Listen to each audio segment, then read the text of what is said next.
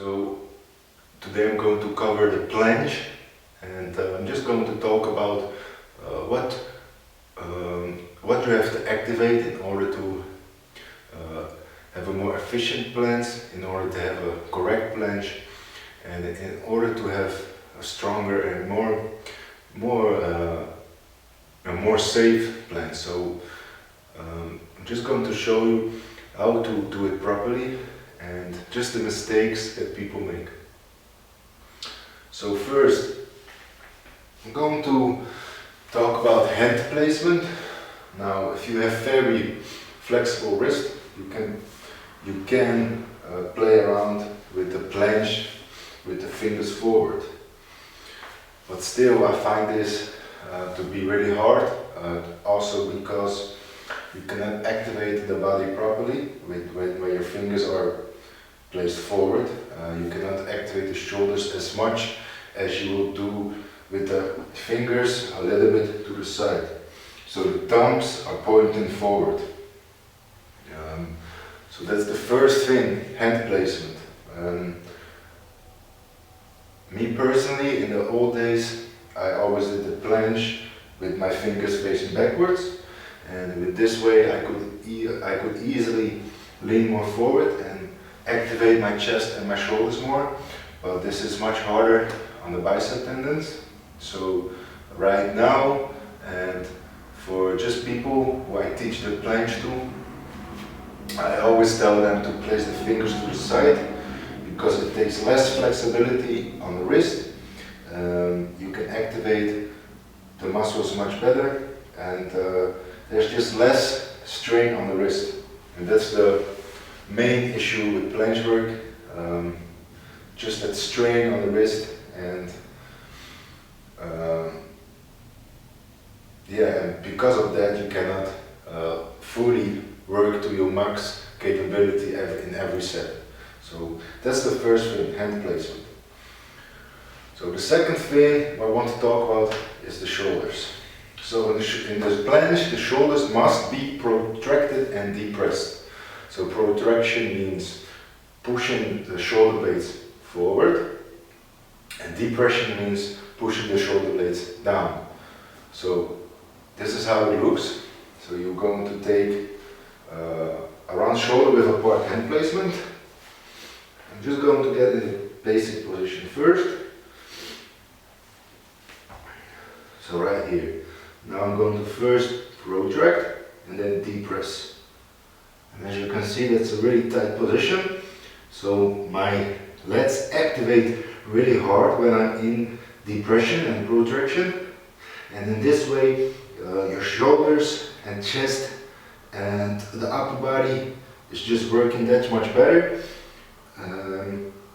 So that's a really big point that I see people they just don't activate the shoulders properly in the planche. So what you mostly see is people, the shoulders are sinking in, so the shoulders are a little bit retracted, and when the shoulders are retracted, the back of course starts to arch. In the planche, we want to make sure that the body stays hollow. Okay, and then when we are in that position, I want you to turn the elbows forward or in, and as you can see, when you look at my lats, when I do this, it just activates the lats much more. And of course, the lats are a huge muscle, and this will really this muscle will take care of more stability and more activation, so we can hold it with more tension, and with more tension we can generate more power, stability, and we can hold it longer. So it's really another big point. So when we turn the elbows in, it activates the lats even more and depression even better. So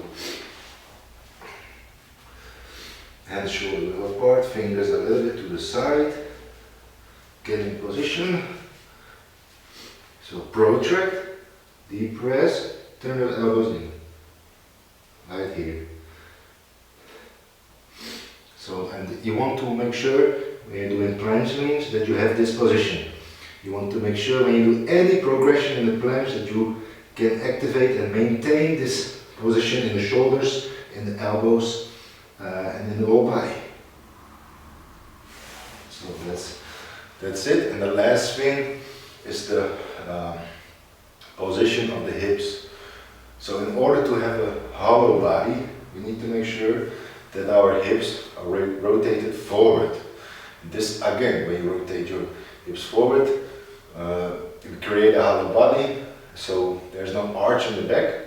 And when we rotate hips forward, we can just activate that core much better. So when we do that, there's no disconnection in the chain. So the shoulders are activated and they are connected to the hips. So if one of those points will lose, the whole body will lose its connection.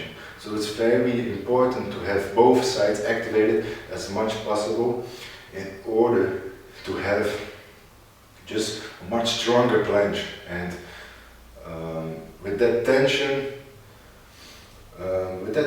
we can just perform much better and hold the planche much longer. So now I'm going to show you how it looks and how to do it properly. So fingers a little bit to the side, hands about shoulder width apart, maybe a little bit wider. Get on your feet. Protract shoulders, lean forward, deep press, turn the elbows in. I feel a lot of tightness in the back. And now we rotate the hips forward. Right here, hold the position, trying to lean as much as possible forward. Keep pushing the floor down, keep those hips tight. Try to get as less weight as possible on the toes and keep pushing in the floor. And focus on that connection, focus on those shoulders, those hips, the core, and that's it. So that was just a quick video on how to make your planche stronger, better. So hand position, rotate the elbows in, protraction, depression. Let's get activated. Then it's right here, activate the core, rotate the hips forward, maintain that position and try to lean as much forward as possible. So if you started out with planche or you don't have this proper connection with the body, start with just the planche lean and make sure that this will be consistent for many sets.